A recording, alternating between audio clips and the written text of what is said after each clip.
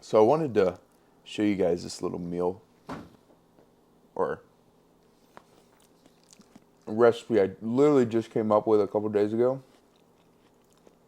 And it's kind of just shows you like the more you experiment with different things, diet foods and different components, the more you just make stuff up on your own and you just start to make your healthy diet kind of just a normal diet because you start coming up with new ideas. So, for example, I took Greek yogurt.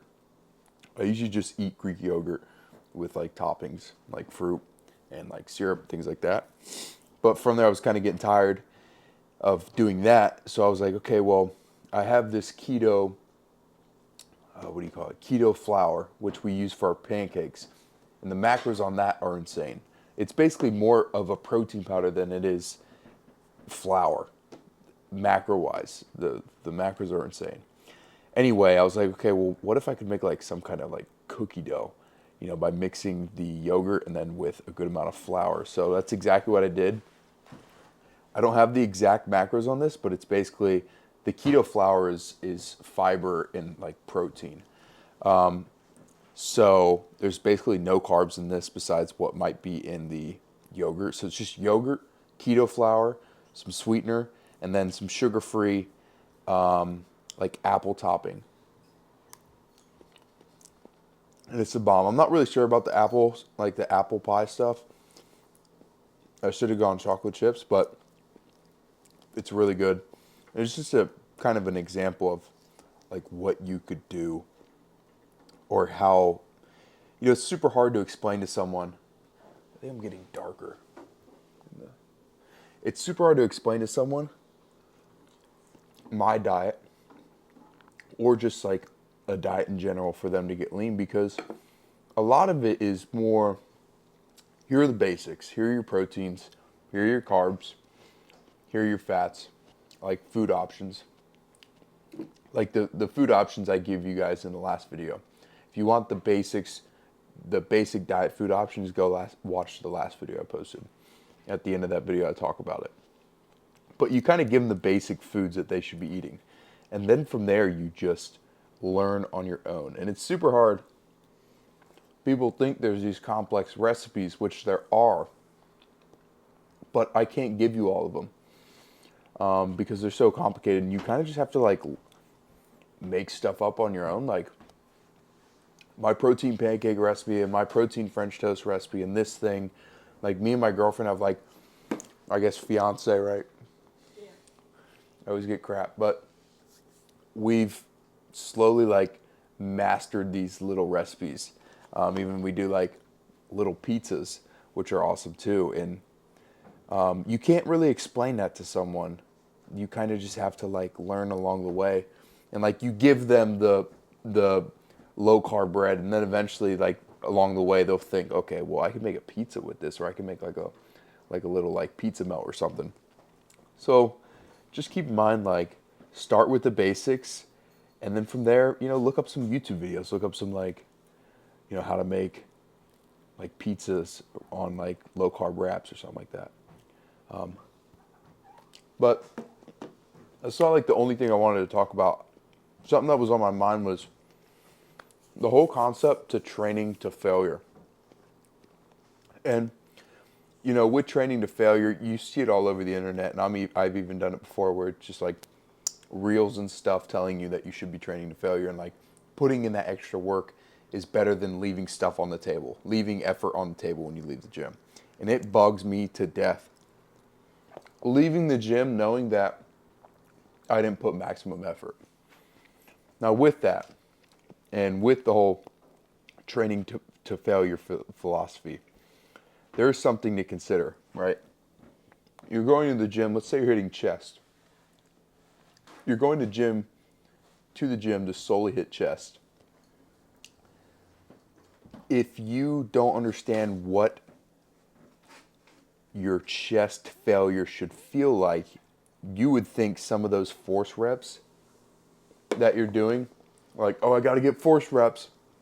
I got to do these like really crappy partials, which is fine if you feel it in your chest. But some people will keep pushing and pushing, and I do this a lot too, where I feel like I'm putting in that hard work. I'm grinding out those last 3 or 4 ugly reps, but I'm not really feeling it in my chest. I'm feeling it in my shoulder. I'm feeling it in my triceps. So training to failure is kind of like this gray area. You really have to know, okay, well, I'm here to train my chest. I'm going to train my chest to failure, but I'm also not going to push the movement to a point where it's the chest is out of the equation and it's just like my shoulders are just my triceps. And I do it all the time even on like leg days. I'll push my quads to failure. Say I'm doing a squat. I go to failure. And then those last couple reps, I kind of like start rocking back and using my glutes and hamstrings instead of the quads, which I'm wanting to use. So it's like, okay, am I actually achieving the thing that I want to achieve, which is to fatigue those quads? Or am I just, kind of ego lifting at that point and trying to, throw the weight up when actually I'm already fatigued anyway? So I feel like there's a fair argument that I don't know. I think you should train to failure, but at the same time, keep in mind what you're at the gym to train to failure. And a lot of that comes down to just lowering the weight on whatever you're doing, feeling it out, going a little slower. Mike O'Hearn is a great example, and he's actually the one that actually sparked this thought in my head. He's a great example of a guy who trains super hard and goes to failure, but at the same time, you see the control. You see that, like, the only reason he's stopping a set is because the actual muscle that he's trying to train is going to failure. Just some food for thought. So maybe the next time you're in the gym, hopefully it's today. Sorry if I keep getting darker on the camera here. Hopefully it's today. Think about, what muscle group I'm doing. Oh, I just got scared. I thought my mics weren't on. What muscle group I'm doing, and then how I can effectively take that muscle to failure without recruiting other muscles. For me, I use chest as an example because my shoulders start to really, really fatigue quick. And I think that's because I do like to train to failure.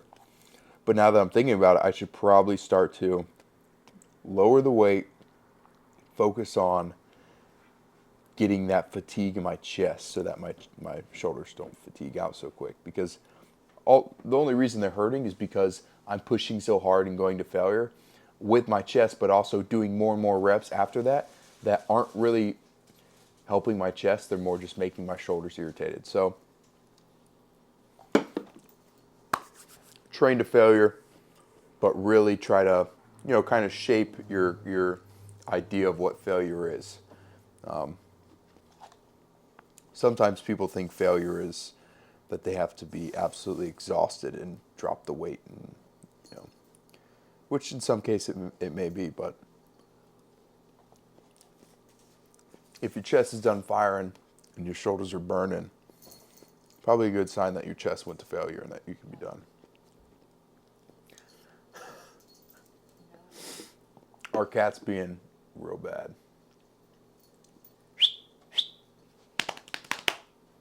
All right, see you in the next clip. Okay, so today we're hitting a little chest workout, chest and maybe a tricep at the end. But kind of experimenting with something new that I've been trying is throwing flies in, at least one fly movement in at the beginning of the chest workout, just because I've been throwing them in at the end. And by then, after doing a bunch of pressing motions, my front delt is usually fried, which kind of hinders how my chest fly feels. So I did this yesterday, kind of just a quick chest fly movement at the beginning of my workout, and it felt really good. The burn was insane. I think just because it's like a really isolated movement right off the bat, so the burn's really crazy. So we'll probably sit on here for 5 or 6 sets. Like I said, the burn is awesome at the beginning of the workout, so we'll do this, and then move on to, I'm thinking of incline Smith press, and then, not really sure what else we'll be able to snag for chest. Kind of just go from there after that, and then obviously a tricep movement, like I said.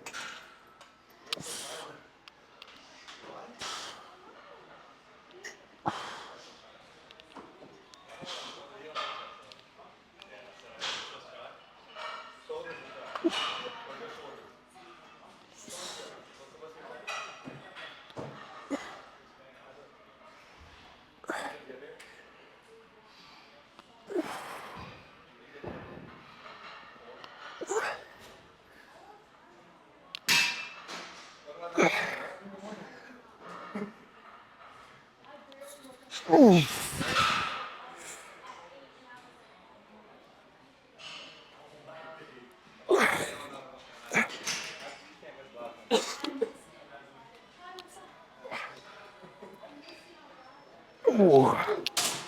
Ooh. Yeah, so like I said, that burn, I mean, right off the bat is insane.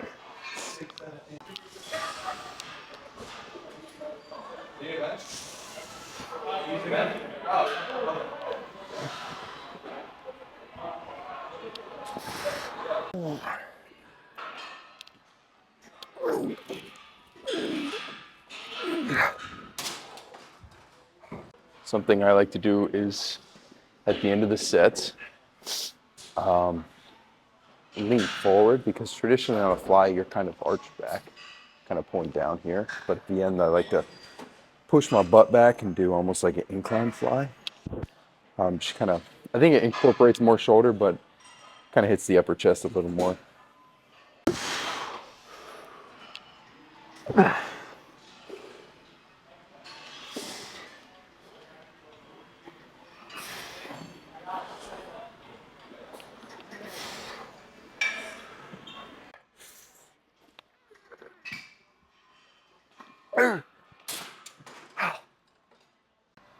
So we'll do 2 or 3 more on there, and then I won't show you all the sets, but let's move on to incline.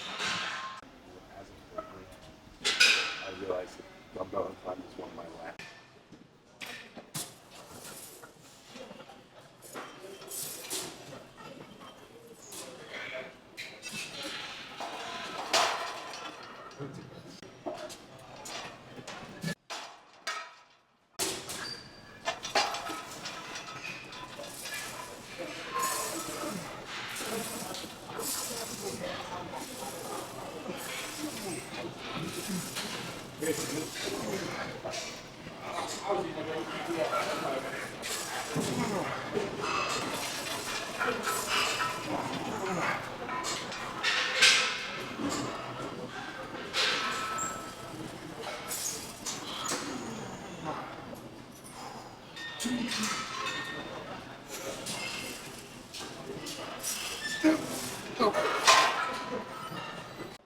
All right, so I didn't know my mic wasn't on, but I'll go ahead and re-explain what I was saying.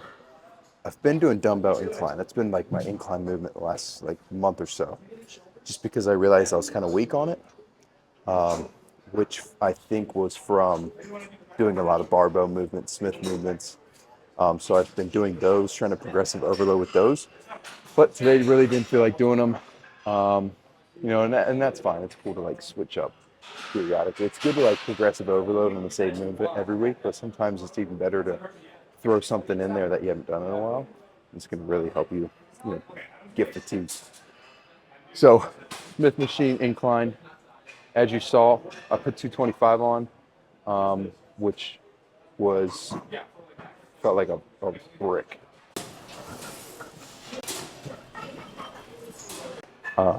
But I did a little bit of chest yesterday. I do kind of like a full body or full upper body workout on Saturdays or Sundays. So I did some chest yesterday.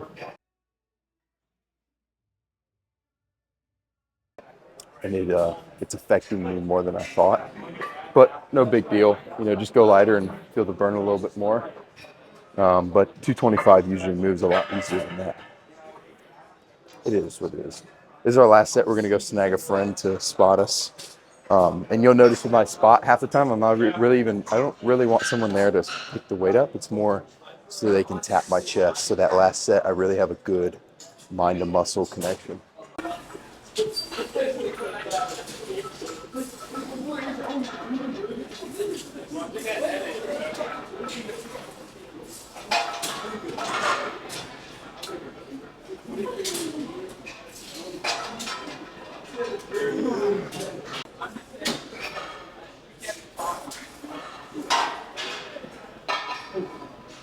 What were you saying before? Yes. I missed the pec deck with the pads. So nice.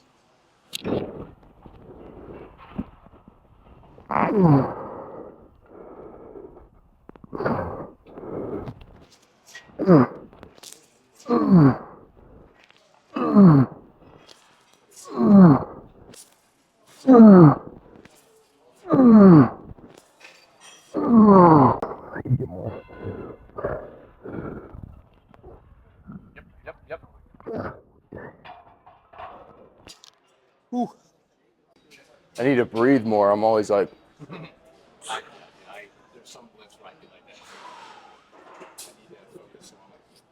especially like shoulder press, anything overhead. I'm always like,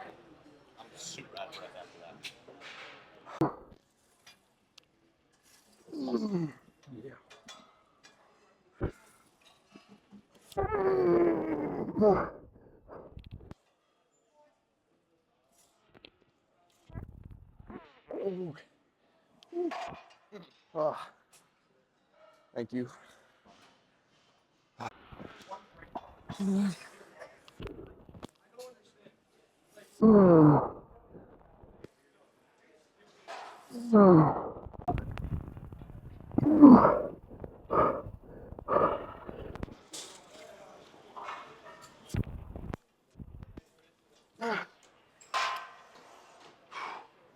All right, so low to highs.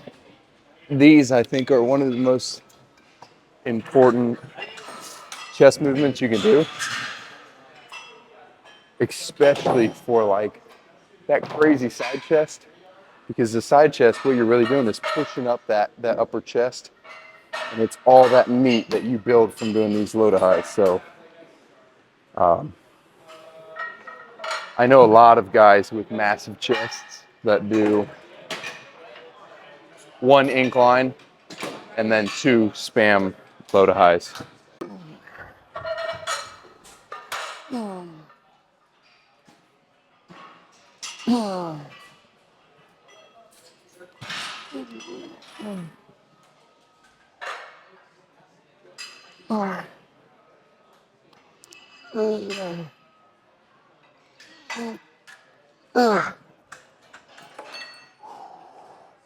One thing to think about when you're doing these, kind of a cue that I use, is I'm thinking about almost squishing my pec up into my collarbone and covering my collarbone with that meat. Kind of sounds weird, but it really helps get that mind to muscle connection to that pec right underneath the clavicle.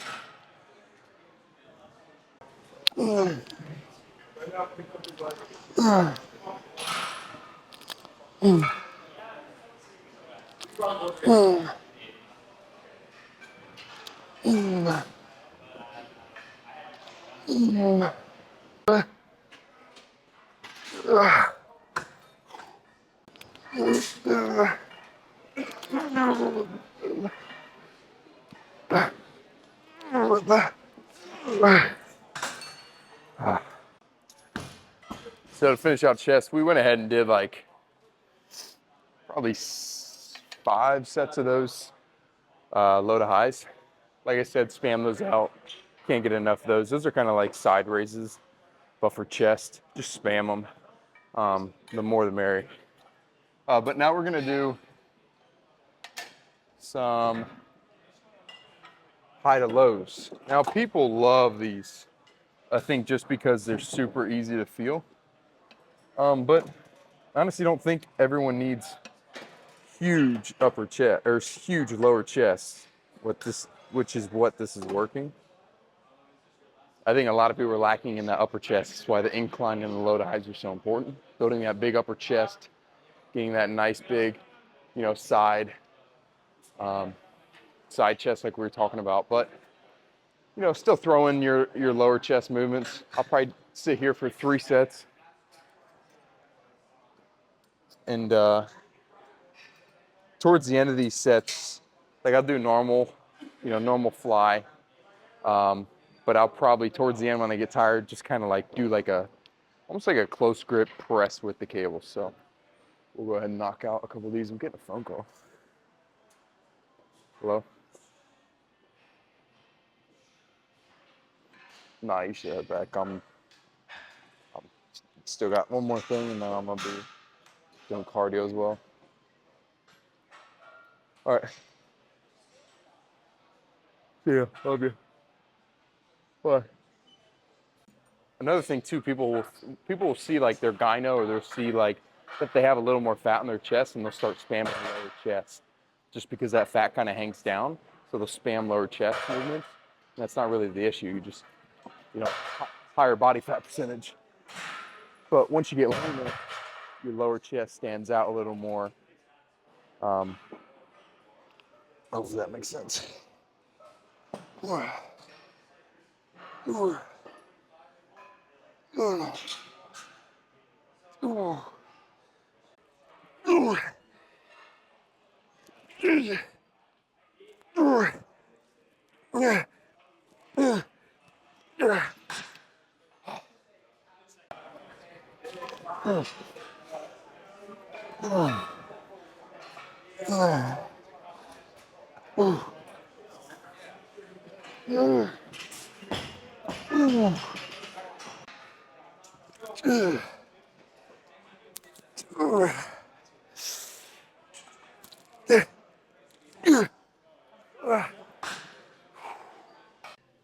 All right, so it's going to be the chest day. We're going to go ahead and do our triceps after this, but I wanted to check the chest pump before we lost our tricep, or before we did triceps, just because a lot of the cable machines are taken up, so I don't want to wait on a tricep movement and then lose the chest pump. So let's check the chest.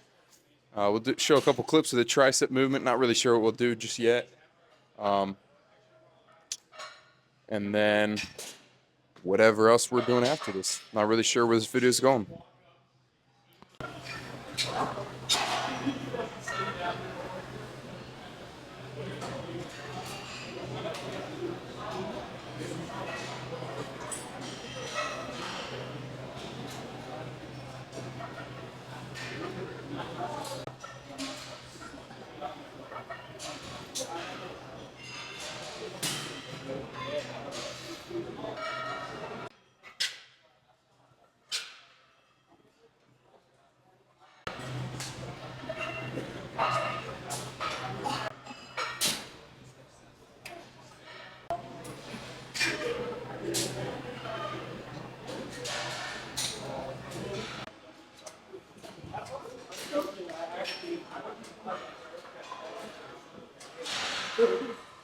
I'll send you a video.